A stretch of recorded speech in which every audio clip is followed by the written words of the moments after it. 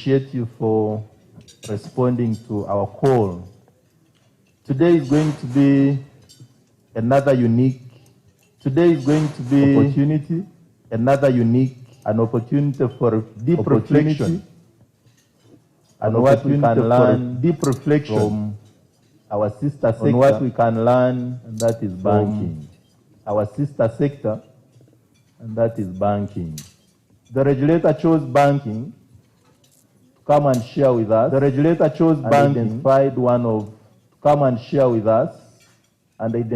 one of the good banks on the market that is not new to any one of us.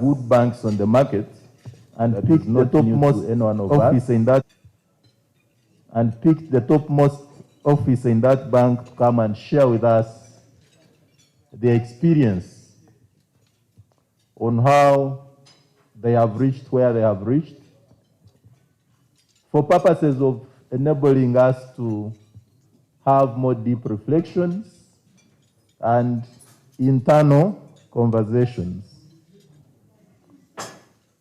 Before we go into the business, allow me to make some announcements, and I request that you take note of these dates because they are very important. Our insurance already is around the corner.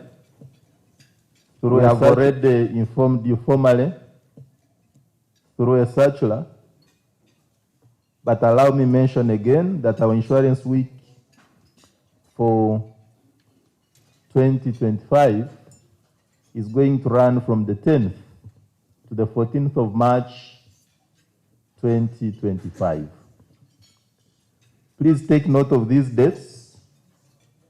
And as a regulator, we want to make a special request to you CEOs that this is not the insurance week for IRA, it is insurance week for the insurance industry. So we have certain expectations that each one of you at your respective companies recognize you as an annual. This is insurance week. When I visit you, I should say that this is insurance week. There should be something different. And the clients who come should also know that this is the insurance week. So we want to challenge you to engage your teams and see how you are going to organize the insurance week at your respective companies to ensure that there is that feel. What these days is called vibe. We want that week to be a week of vibe in our endeavor to create awareness about the insurance industry. The insurance week is usually climaxed with the Innovations Award, which will be on the 14th, usually a Friday. And come 9th December, we are going to open our link for applications. Again, we want to request you to submit your innovations so that they are vetted.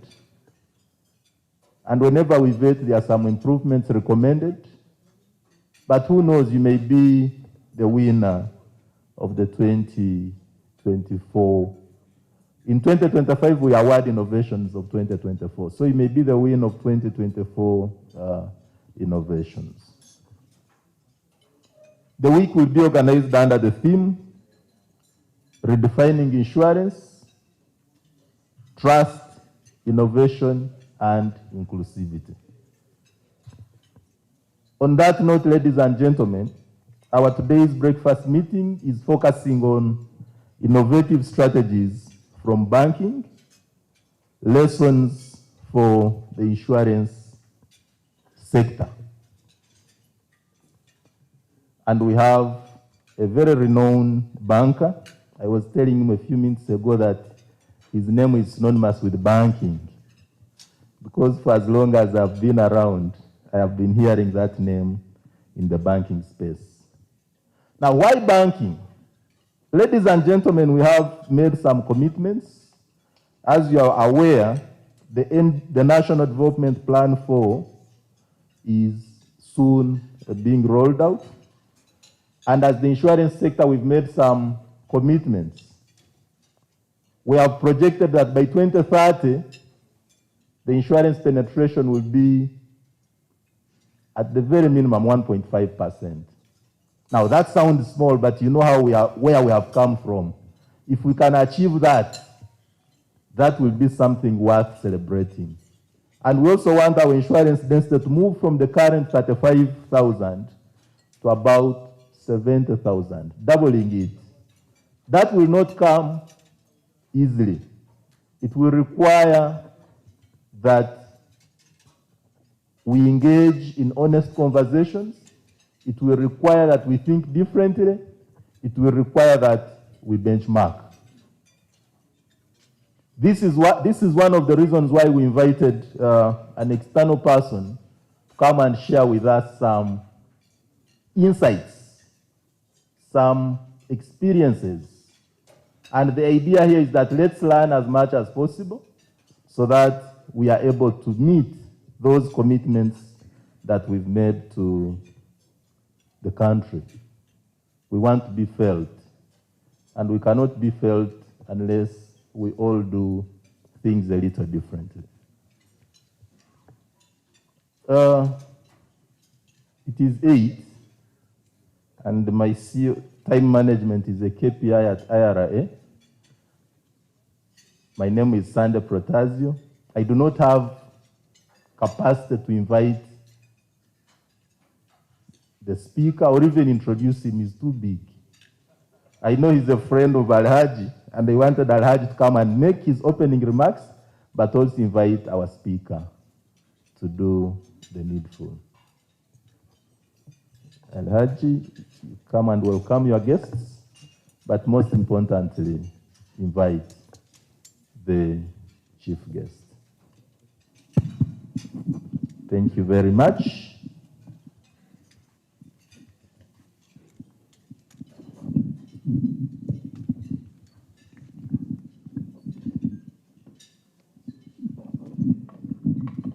Good morning, ladies and gentlemen. May I take this opportunity to welcome our speaker today, Mr. Fabian Kasi. As already stated by Sande, Mr. Fabian Kasi has been in many places, as you know, but most importantly, he's a renowned banker. He's the managing director of Centenary Bank, but I don't know whether he's still the chairman or he was the chairman, but at least I know him. He has been the chairman of the Uganda Bankers Association, so he comes with a wealth of experience and exposure. And we decided specifically him because of the journey which Centenary has traveled, and also the other banks have traveled. We want to hear that experience from you. May I, without further ado, request our speaker, Mr. Fabian Kasi, to take to the podium and give us his experience. Mr. Kasi.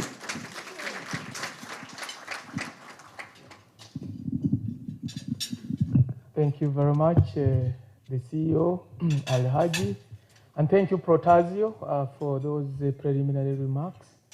Good morning, colleagues. Good morning, friends.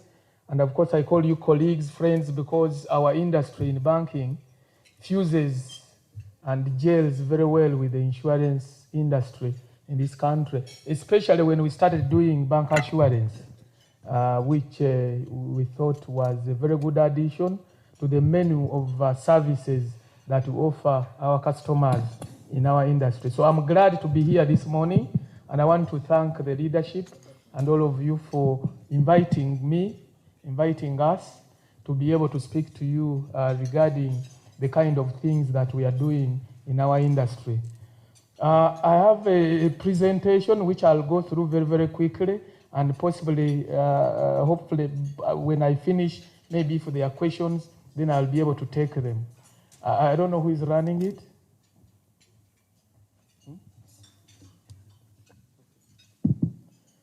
Thank you very much. So where do I point to this one? Okay.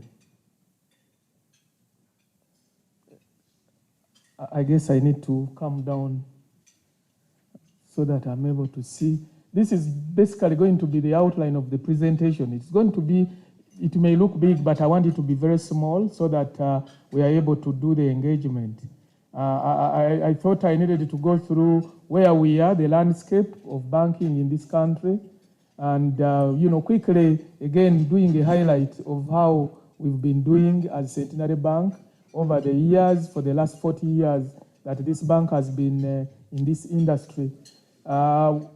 Financial inclusion is key. I want to go through it and possibly relate it to the kind of things that insurance companies also need to do to ensure that we get into our fold as many people, as many businesses, as many Ugandans as possible. It continues to be a challenge for us at banking, which I believe is also a challenge for you in your industry. Collaborations, I thought I needed to talk about that because we believe it is important. It is something that we need to, cultivate, it's very, very intentionally. Responsible banking is another thing that is on now. Again, our industry that deals with money, your industry deals with money, our industry deals with money. Many people look at us in different light, and we need to be deliberate by showing them that what we are doing is responsible. And as we talk about responsible banking, I believe we should also be talking about responsible insurance. And I thought I quickly needed to go through that. Same thing again, which comes with green financing. Again, if you compare it with the green insurance, things to do with sustainability. The industry that we deal with, there's now a lot of focus on the things that we need to do to ensure that there is sustainability. We are not doing business for today. We need to ensure that we do business for tomorrow and so many years to come, but supporting not only the internal stakeholders, but most importantly, the people that give us business. That's why I thought we needed to go through that, because it is becoming topical. And when we look at our industry, this is the thing that we deal with. So basically, having gone through that, we'll have shared what we think are things that banks have been looking at in an innovative way, which could also form lessons for you. I know you've done well, you've done quite a lot. I was with Protasio and was telling me the penetration for insurance has moved, by the time I think Al-Haj came into office, it was about 600 billion, but I understand now it is 1.7 trillion. A penetration still less than 1%, those are the premiums, but I think a very big stride, and you should be congratulated for that, and meaning that there is more if you continue with the kind of things that you've been doing, coupled with the various lessons that we can share with other industries like ours. I think there is quite a lot that it will be done by your industry.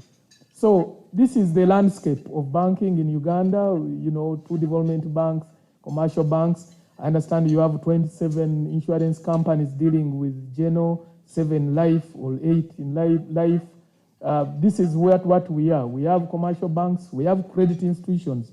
Credit institutions are different from commercial banks in the sense that for them, they don't issue checkable accounts. They don't deal in foreign exchange. That is the difference. Then we have MDIs, microfinance deposit-taking institutions.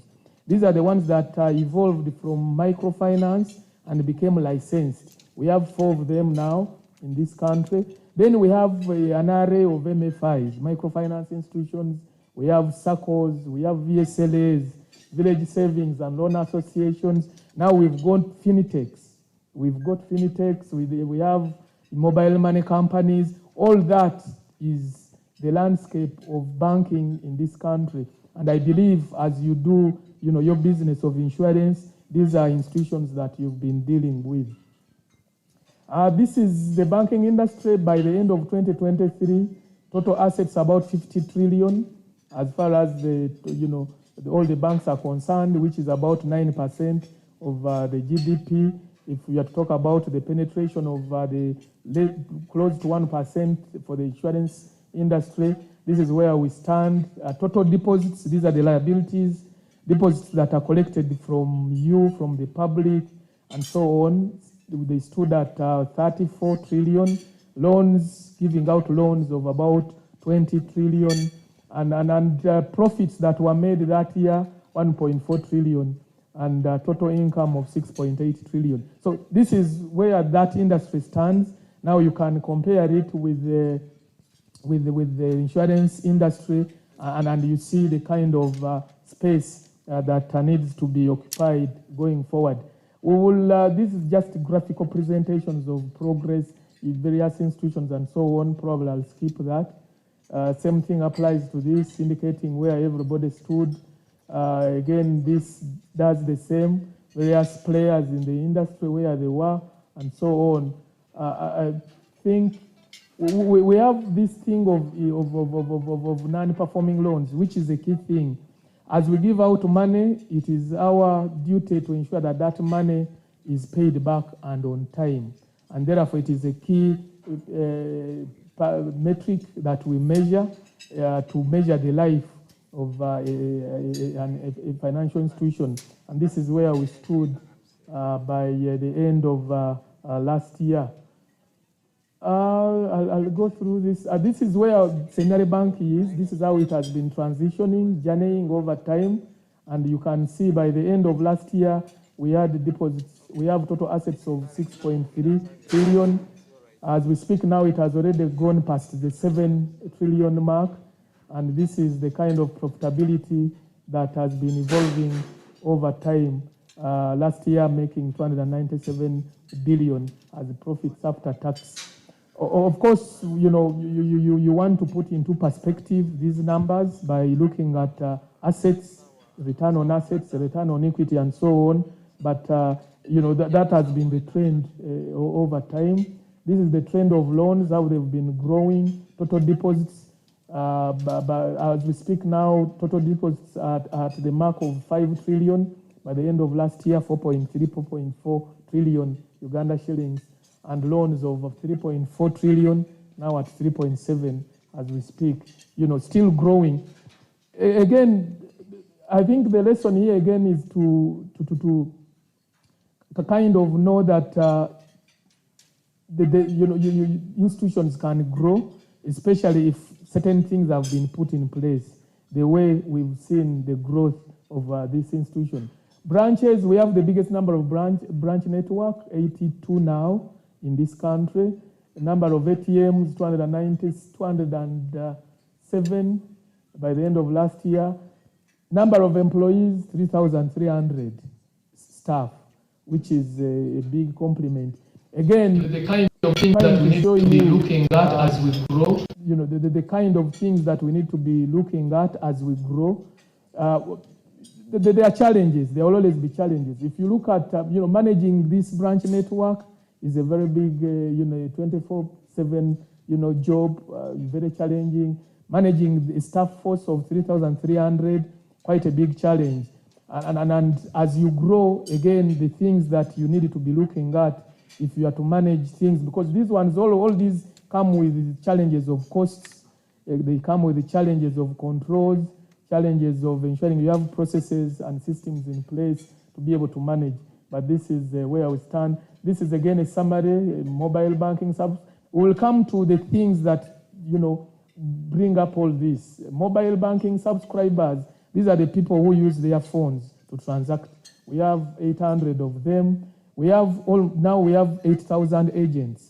Again, I'll come to the kind of things that have led to having all these Visa cards, online users. These are the numbers. Overall, we have 3.2 million customers or accounts that the bank serves. The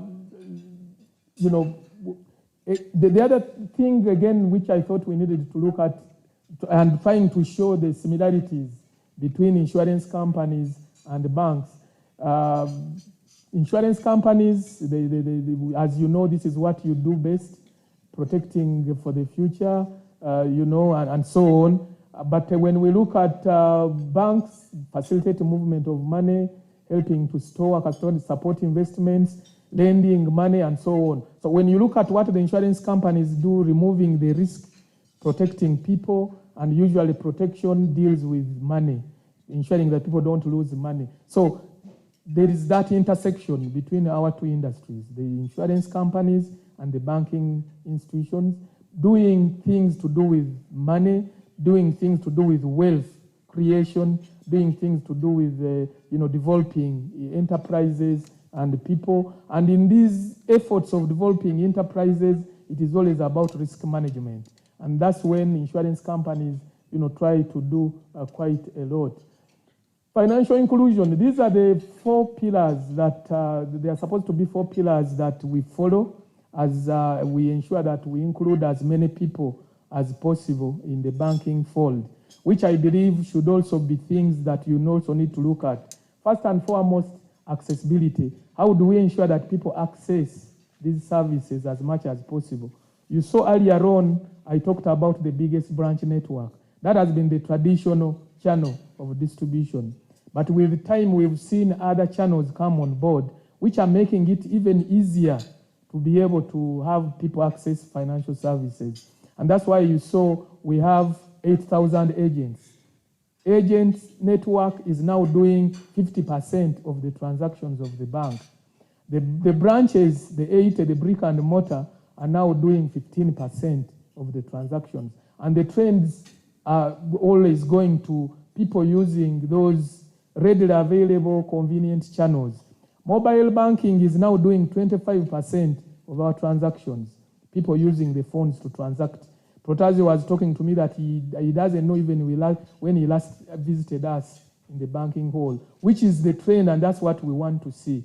And now when it comes to insurance, what are you doing to ensure that there is accessibility of your services? I am glad we now have bank assurance. You are able to use the bank network to be able to make people access, the insurance services.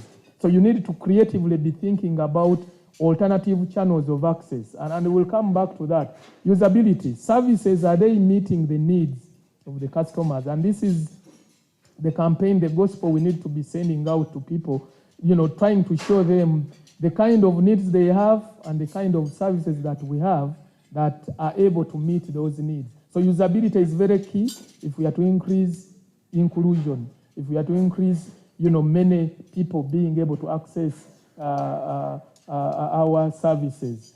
Affordability, pricing of these services is a thing we watch and we track. And in our strategy, for example, at Centenary Bank, we aim to be one of the most affordable financial institutions. So every time we are pricing our services, we look at what competition is doing, we look at what is out there, and we set our prices accordingly, because we know it is a key pillar for financial inclusion. And finally, sustainability.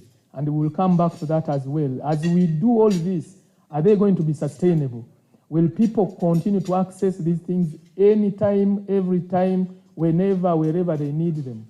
Sustainability. And because of sustainability, you saw the other graphs, how they are going up, meaning that we are building the capacity for sustainability and sustaining the services that we offer these customers. So those 4 pillars of financial inclusion, I thought could be things that you can also focus on as you increase your inclusion of people in the banking, rather in the insurance space.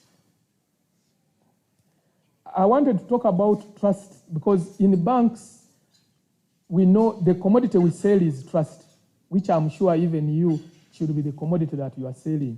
If people don't trust you, if they don't trust us, they won't come to do business with us. So what are you doing to ensure that we build the trust? For example, when you look at what the banks are doing now, and the regulator has done a very big job of ensuring that there is transparency. People need to understand, we were talking about how people would say, if they've been having a policy, an insurance policy, and you say that if you stop contributing, paying premium before 3 years, you lose everything. Now, to somebody, if he didn't understand that, he will label you as a thief, as somebody, who is there to take their money. But if you had explained that to him at the very start and he understood it, he would have made a decision either to buy that policy or not to, or to buy it and face the consequences if he fails to contribute the premiums along the way. So transparency is very key. And what we have now, we have what we call the KFDs, key fact document. Every time you open an account, you sign off that key fact document. That key fact document, it tells you all the terms, the things that you'll be, and of course, most people don't read it, but we need to be intentional in trying to explain all these terms so that people, that way you are building trust, because without trust, there is no business. So building trust and confidence are very key, and I think there are things you need to put at the forefront of all your strategies, because that way you will have people buy into your business. And I'm glad, as again we heard about the trends, the way you've moved to almost 1% penetration of the GDP. I think it is a good trend, meaning that people are trusting you more. And now that you can do bank assurance with banks, again, it should be something that should add, to the confidence and trust that people, should have with your industry, with our industry, and that we're being able to continue, growing. Of course, you can see the pull-push strategy. We've been just pushing out products. We need to ensure that the people are coming to us because they know they are coming for good things. So a strategy that focuses on a pull rather than only push, I think will be a very good strategy, and which you need to pay quite a lot of attention to. The other thing, as we do financial inclusion, we've singled out certain segments that we know that probably previously were left out of this space. And we've singled out the youth, the women, the refugees, those specific segments that you need to design specific products for. Recently, you heard that we are now giving out the GROW loans for women enterprises alone. We have, for example, for the youth, if you came to Centenary Bank, if you have a one-day child, there's an account for that child. We call them the Center Youth accounts. If somebody progresses to a school, we have what we call the Center Evolution accounts for such a segment, with no fees, but enabling them to learn how to save. Then from Center Evolution, then you can go to other accounts that are given to the rest of the segments of the population. That way, trying to attract the youth, giving them products that not only will teach them the importance of saving and dealing with the banks, but also giving them the benefits of doing that. And that is the thing that probably you also, as an industry, need to be deliberately focusing on. What do you have for these special segments of the population? These, of course, we've seen technology, coming in quite aggressively. You saw how technology became very useful during the times of COVID, where, there was less contact, but using technology. And we've seen quite a lot of adoption of technology. And as we do this, of course, there are challenges that come with it. Technology is now enabling us, as Protazio mentioned, to be able to sit wherever you are and transact on your phone. But as you transact on your phone, there are certain risks you face. Cyber security, is a big risk now. I'm sure you've been hearing of frauds, cyber frauds that are going on in the industry. All these things are a wake-up call for all of us, that as we continue to use technology, what attention have we given to systems that protect us from these risks? Cyber assurance now, for example, the regulator has made it mandatory for all financial institutions to have a position of a cyber assurance person sitting at Exco. As he sits at Exco, the boards every quarter when they meet, that should be a specific agenda item discussing cybersecurity. And I thought it was a very good move, because this risk is real and big. People can hit a bank within 20 minutes. They can siphon out 10 billion in just 20 minutes. So paying attention to IT security becomes very critical. Of course, IT comes with costs. It comes with ensuring that people have the competencies. And these are the areas that institutions have to invest into. How much have we invested in building competencies, capacities of the staff to run these IT systems? How much costs, like in my bank now, we are in the process of doing budgeting. But one of the quarrels and the wars I'm having with the IT guys are these big budgets they come up with. But sometimes they are inevitable. But they need to be interrogated, they need to be looked at because they are big.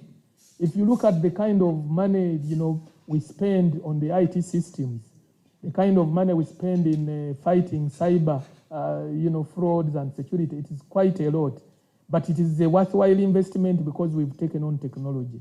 And we need to be looking out for it very, very seriously.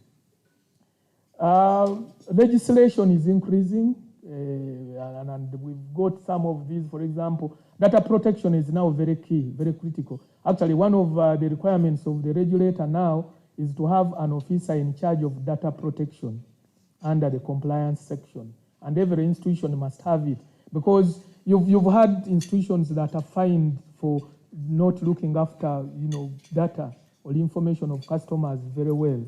And it can be big. And I think we've had a very big case in Nairobi, and I'm sure even here it will come. So the earlier we prepare to ensure that we've protected data of our customers, the better. Otherwise, the risks are high. Focusing on compliance. Compliance is a full-day job now. We have every institution has a full section on compliance, sitting at Exco as well, and also looked at regularly by the board to ensure that, because when you look at the things, the penalties that can come out of non-compliance, they can be big.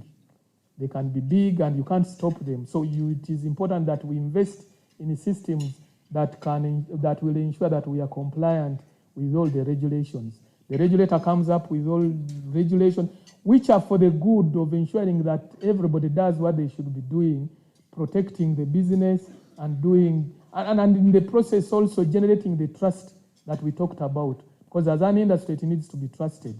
And if there are no regulations, sometimes, if everybody does what they want, it may not be a good thing, and the process, the public won't trust us. So focusing on data protection, compliance, and risk management are key things, preoccupations that all of us need to be taking into account. Collaborations, I talked about collaborations. I think they are very important. We are now collaborating under bank assurance, for example. But we also, somebody would say that these mobile money companies are our competitors. But we look at them as, partners because we are collaborating with them. That's why you are able now to use your phone, pull money off your account, put it in a mobile wallet, and be able to withdraw it from a mobile money agent. So those collaborations are very important with fintechs. There is what we call linkage banking, because as a bank, our mission is to be out there with the ordinary Ugandans, many of them, but there are so many people we can't reach. And we are talking about financial inclusion. That's why we've deliberately taken what we call linkage banking. So we are identifying those small institutions that are out there, closer to the people, that can reach out very directly, like the SACCOs, the VSLAs, the MFIs, and be able to support them to ensure that we deliver on our objective of having as many people as possible included in the banking sector, which is a thing that as an industry, as insurance as an industry, should again, I think, also be looking at positively. Innovation is very important. Of course, banks have been accused of not being very innovative. I don't know what's going on with the insurance industry. Probably you may be better than us, but it is a thing that we need to inevitably and intentionally do. Being innovative, looking at changes in the needs of customers, working with the technology people to innovate, coming up with more efficient systems of delivery of service and so on. And this is the thing that we need to be deliberate about. Otherwise, you can talk about innovation, innovativeness, but if we don't actively and deliberately, intentionally go for it, yet it is necessary, I think it is important. When we are dealing with the systems, we are talking about these three things: the people, the processes, and technology. We've already talked about technology. It is important to focus on the processes, the efficiency of these processes, because people are interested in quick turnaround time of processing policies and so on, processing payments and so on. But most importantly, the people, because they are the ones who run, all of these systems. Focusing on the training, capacity building, focusing on systems that ensure that they are motivated, they are engaged, and so on, very critical. So those three things, we focus on them, and I think they are important for the industry to focus on them. I talked about responsible banking for sustainability. We are now talking about ESG. I'm sure you've heard about the environmental, governance, and the impact socially to our customers. It is something that we need to be deliberate about. Probably in the past, the focus was always on profits, bottom line. But now it goes beyond those numbers, because if you do profits today, you may not be able to get the profits tomorrow because you didn't care about the impact that your business is doing to your customers, the impact that your business is doing to the environment. Because we have one planet, we don't have another one. We need to protect it so that we continue to do business in that one planet that we have. That's why it is important to do responsible banking. And the same way we need, as insurance, as an industry, to be doing responsible insurance, because profit transcends mere numbers and should reflect lives that are transformed, communities uplifted, and the nation empowered. These things sound like they are for government, they are for the general public, but we are equally responsible as enterprises, as institutions that operate with these communities. And we all have to make a contribution. We all have to ensure that we contribute to sustainability of the environment, protection, society to be positively impacted, and so on. And it is something that as an industry needs to look at also. Climate change, again, going into environmental protection is a thing that we need to be focusing on, because, as we know, the challenges of poverty, unemployment, and inequality, these are things that we need to address head on. And some of the things we need to be focusing on is, ensuring that climate protection is doing what it should be doing in order to protect the environment. So in conclusion, financial institutions and insurance companies address financial matters and to address the triple goal challenges of poverty. What you are doing, you are ensuring that we are able to address the poverty, the inequality, and the unemployment that we have, which usually become very big evils that don't do well for the society. The two industries face similar challenges and should learn from each other.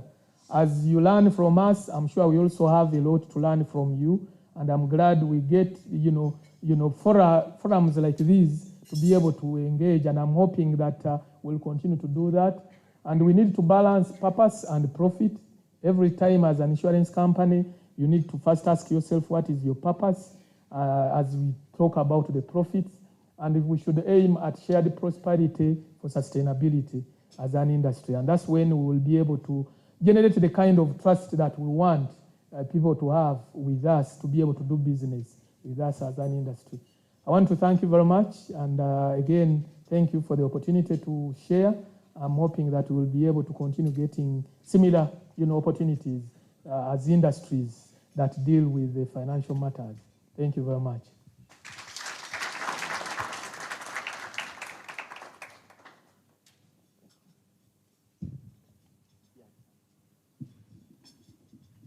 Another round of applause to Dr. Fabian.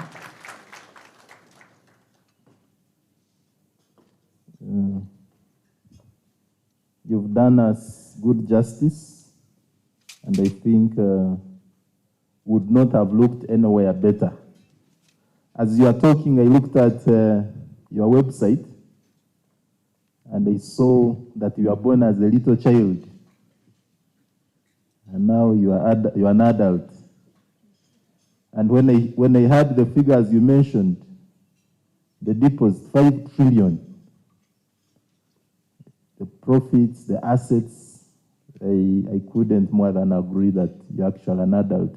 But I've also noted that from a rural bank now to a multinational, because you've crossed the borders.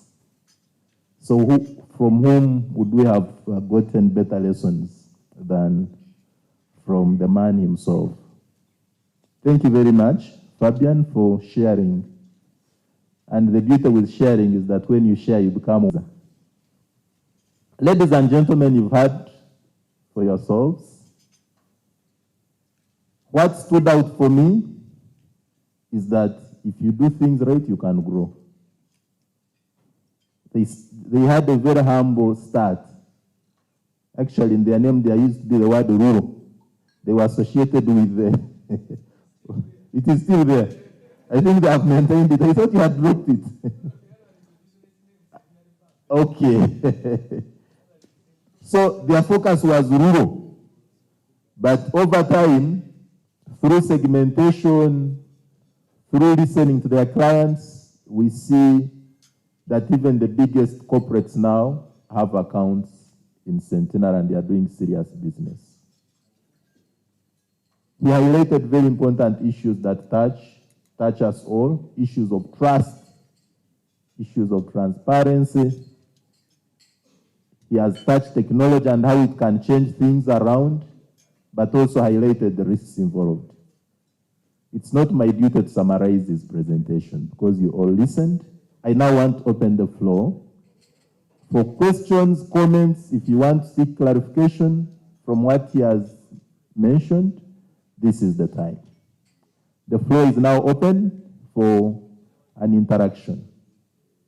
And one of my colleagues will move around with the microphone. Okay, we already have one over there. So just signal me and we give you a microphone.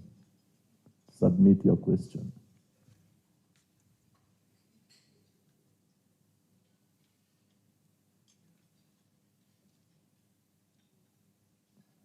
Okay, there is a question right here. I know some people are reflecting, since I started by mentioning that this is a reflective session. I hope you will make a comment from your deep reflection. Paul Mohammed, Olaya Insurance, and representing the Insurance Brokers Association. To Fabian, this is to mostly thank you for quite a presentation. One, on a personal note, for Centenary Bank and the Bankers Association, you've done a commendable job in the financial space. And as insurers or the insurance industry, working together can only best improve in our market. What I would like is regarding bank assurance. We have moved leaps and bounds over the years. However, we do have areas which I believe can best be reconciled if we are to come together.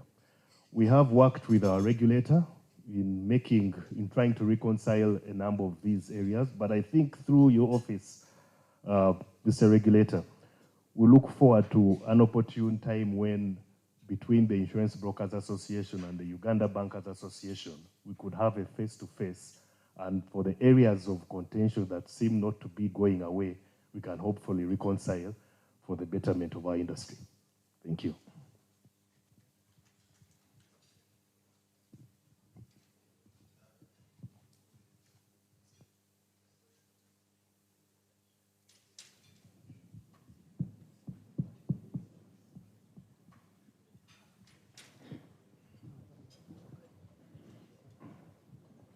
Yes, thank you very much, and thank you, Fabian, most interesting.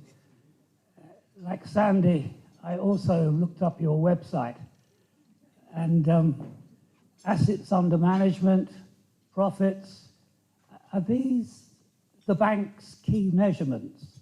The reason I ask is we don't measure financial situations in the insurance sector. We look at insurance penetration.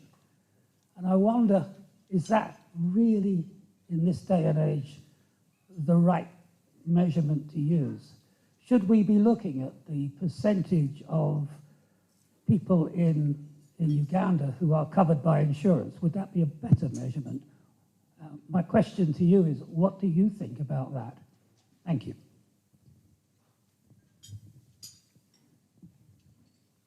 Thank you. Good morning. Alan Mafali, Britain. Fabian, a great presentation. Thank you. And like Protasio said, there was no better in the industry than yourself to speak to us this morning. Now, mine is partly related to what Paul asked. A few years back, we had a meeting which had the executive of the Insurance Association. I was at the time privileged to be the chairman of the association. And I think Patrick Muhere, your colleague, was the chairman of the Bankers Association.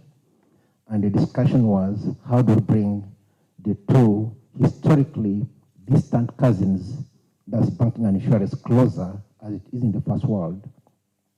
And among the things we discussed was to do with a small thing, why you think as banks, but big for us, insurance premium financing. Why do I raise this? I was glad when you said you look at telecoms as partners, you cooperate, that's why you can move money from the wallet, from the bank into the wallet and transact, which is great. I want our partnership with the Bankers Association to be stronger. The Honorable Al-Haji introduced whether you're current chairman or immediate past, that's myself. And then the question then is, that time we agreed, actually we had almost all the bank CEOs in that meeting. And one of the things we agreed was premium financing is guaranteed funds, like guaranteed lending. The moment the client defaults, you notify the insurers, we immediately cancel the policy and refund all your money that is pending. So basically, almost zero exposure to the banks. I say almost, because you're guaranteed to always get the money. It will not be even the non-performing loans, never. What can't happen. Because of that, then, the rate charged, because with cash and carry, we want to support our clients to pay premiums timely through premium financing. And now with bank assurance working together, I want the partnership closer that you can charge, say, a 1.5%, because that's the number that one of your colleagues raised in that meeting. But wait a minute, it's guaranteed funds. We can actually charge 1.5%. Right now, IPF is at give or take 6 to 10%, and that's quite expensive. You can't say I'm not going to borrow money to pay your insurance guys. You have a relationship with the banks to help us. So the question is, how can we actualize that? So then we can support our clients to pay premiums timely, then they pay over a period of 10 months to the bank. Any default, you guarantee to refund the money because we have the capacity, and that's what's in the contract. Thank you.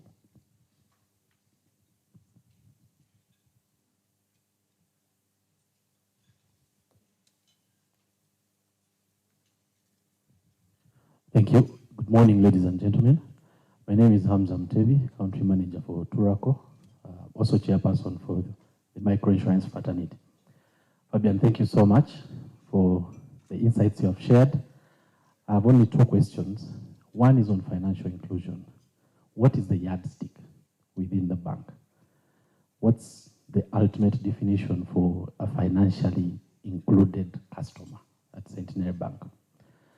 Two is coming from an entity that is largely venture capital backed. We don't see so many Ugandan born and bred businesses expand. You've done a good job going above and beyond. I would like to pick your insights, key learnings on that growth strategy outside of Uganda. Thank you.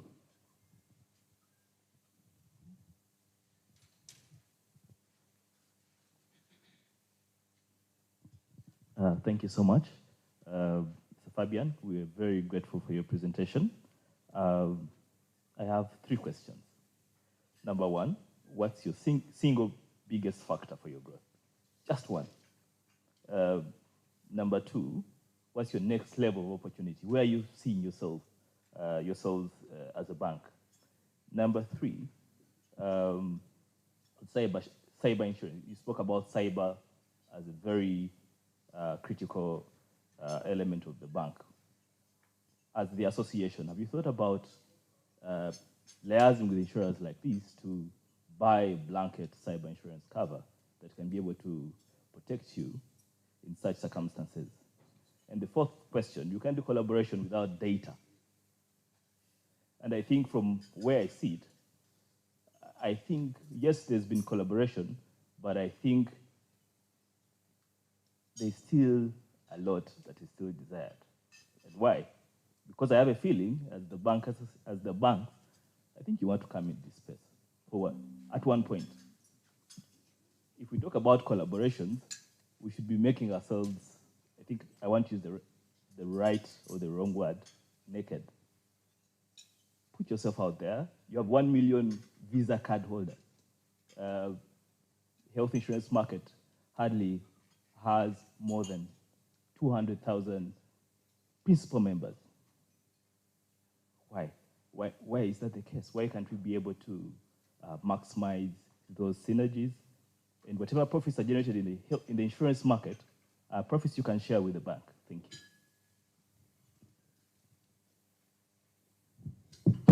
Okay, thank you very much. I think we can allow one more question, then Fabian responds. Thank you very much, Sandy. My name is Mark Twinamuche. Thank you, Fabian Kasi, for your insights. My question, or what I'm seeking, is you have a lot of processes that you're not in charge of, that you don't control. Money wallet, agents. When you want to give someone a loan, you ask for valuation reports for his properties, valuers, surveyors. You're not in charge of them. And that's a bad area for your control. How do you manage all that and still stay sane to make your decisions? Thank you. Let me first check the time. Yeah. Now, the chair of UIA, if she does not speak, it may be a problem. But very briefly, then our guest speaker responds. Let the chair speak in the interest of time. We can pick Fabian's card. I know he's very busy, but he's also very willing to share. Good morning. Thank you, Sunday. And thank you, Mr. Fabian, for that sharing, because we have noted we have so much in common, but we have a long way to go in terms of the innovativeness, both as the bankers and the insurers. But I believe the bankers have taken a step ahead of us, but we will get there as well. Mine is in terms of that as we move into the journey as insurers with the AML, where you've participated quite for a while. We have introduced the key fact documents, the KYC. What learnings can you share, or what advice can you give us? Noting that on our side, clients are the ones bringing their money to us, and the other on your side, they need the money, so it's quicker to fill that the KYC and sign of the key fact documents. So what learnings can you share for the industry to also pick up and be able to ensure that we are compliant in that aspect? The second one, we'll touch a bit on what my colleague Alan shared in terms of premium financing and on-demand bonds underwriting. I think as we talked about collaboration and partnerships, this is a request for, as the banks put out these documents, that we both, as you secure your collateral, we should also be able to secure collateral on our behalf, so that it's not always one-sided for the banks to take care of their bit without considering what the insurers would require. So for me, it's going forward, how do we work better, both at premium financing on the interest rates and then on the on-demand guarantees to secure collateral for both entities or for both industries. Thank you very much. I think let's allow Fabian to respond, since we have to get out of this place at exactly 9. Thank you very much, and thank you all very much for the questions, very good questions. I'll begin with Paul. Paul, thank you for the submission. You talked about reconciling bank assurance, and I was talking to the CEO, Haj, and he was like, what are those things that need to be reconciled? So it will be very good to learn about them if they can be shared. And as I said, we are happy because we are interested in growing this business of bank assurance. And I'm sure you've seen it happen. I think almost all of you are working with us in terms of bank assurance. And, it is our interest. If there are things that we need to iron out, we will be happy to do that. And I'm sure through the regulator, we can have them.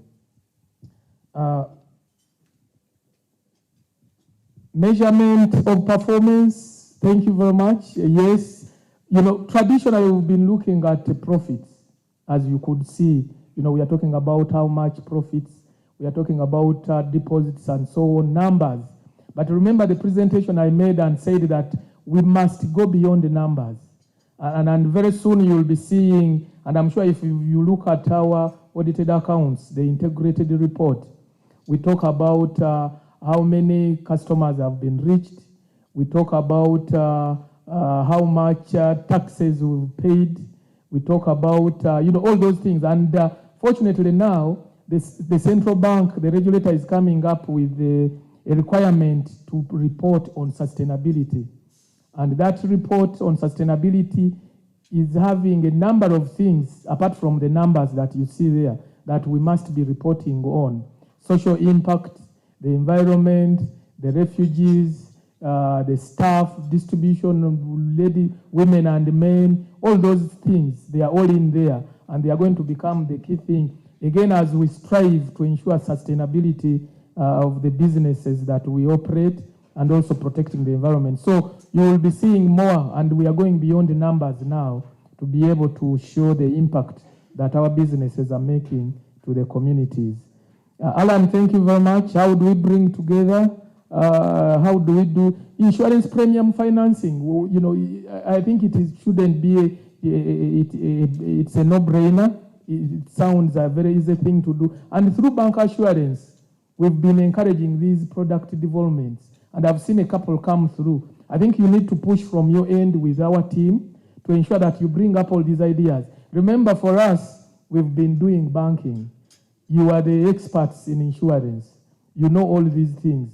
So bring them on the table, and we are willing to take them on as new products for bank assurance. And in the process, being able to, address many needs of our customers as possible. Hamza, what is financial inclusion? How can it be measured? Financial inclusion, in its definition, simply put, it is how we have as many people as possible come into the space of insurance, into the space of banking. So you want to measure, for example, to say how many people in the rural areas are banking with commercial banks. How many refugees have been brought into the fold of banking? How many youth? How many women? Because once you have these other previously neglected segments, then it means we are including as many people as possible in the banking space. So there are various parameters that you need to look at for you to be able to determine whether you've indeed attained financial inclusion or not. What is the strategy of a local business being able to go out of the country?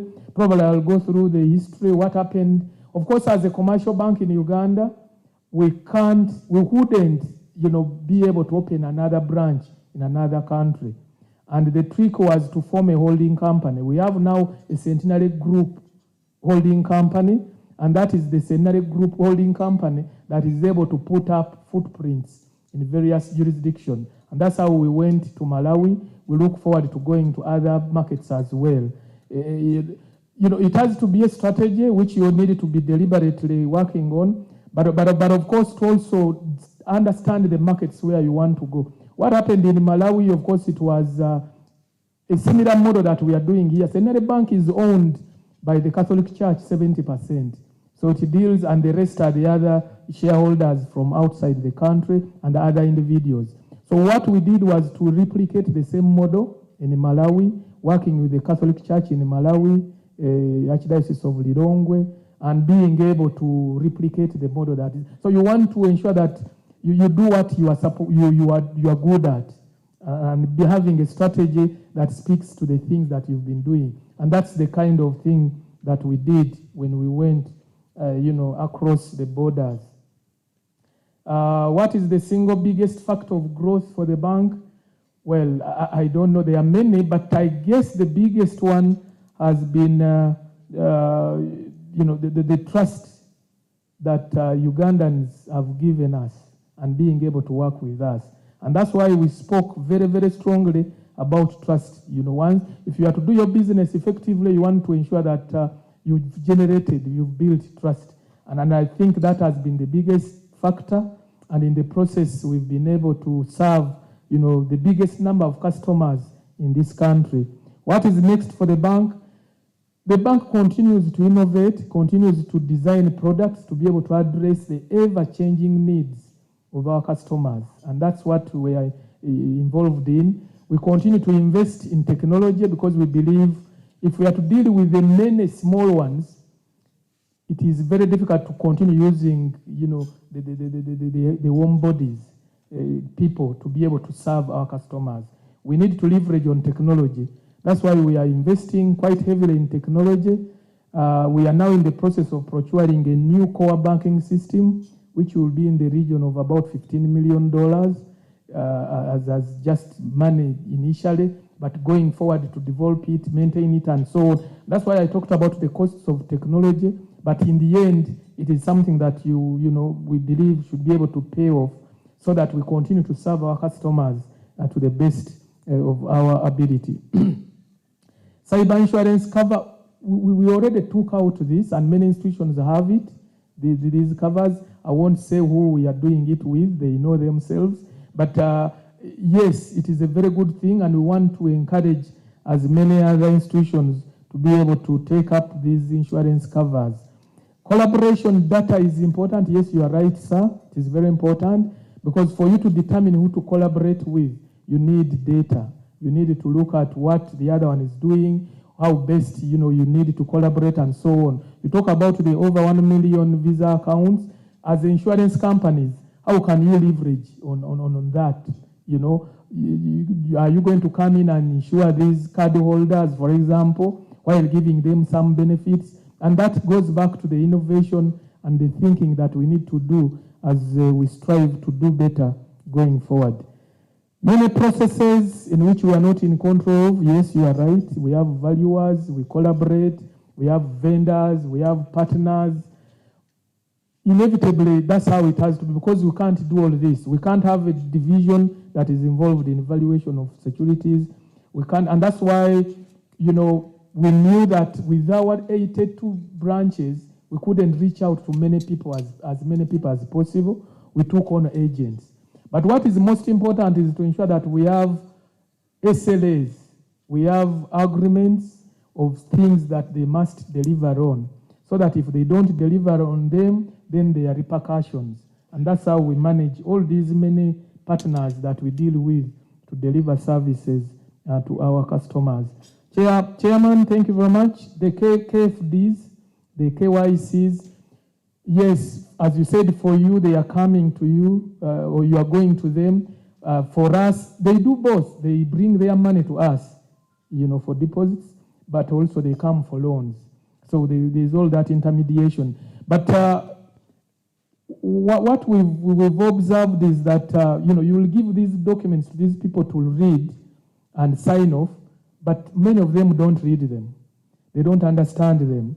Only to realize later, for example, if you tell them that you will be charged 1,000 shillings every month to maintain your account, and then they say, but I didn't know. But we say it was in the KFD document, key fact document. You didn't read it. So what we are doing now is to deliberately take these people through them. Of course, we have many points of service to ensure that everywhere it is being done becomes a challenge. But that's what we should be doing to ensure that there is transparency as much as possible. People read these things and understand them. They have even a liberty of saying, I can't read English, I need somebody to interpret it into my language so that they are able to understand them. It is something that we need to do deliberately, because that way we shall be promoting transparency, and if we are transparent, then trust will be built, and then our business will grow in a sustainable manner. Okay. Thank you very much, Mr. Fabian. I think we shall need to organize another session. You can see the appetite is very high, but we are also constrained by time. Alhaji, your comments, and we close the meeting. Thank you very much, Sunday. And once again, can we give a round of applause to Fabian? I know we have all heard, and we have the key takeaways. I had written some here, but in the interest of time, it is our agreed time. It is now 9. So may I therefore declare this breakfast meeting officially closed. Thank you very much.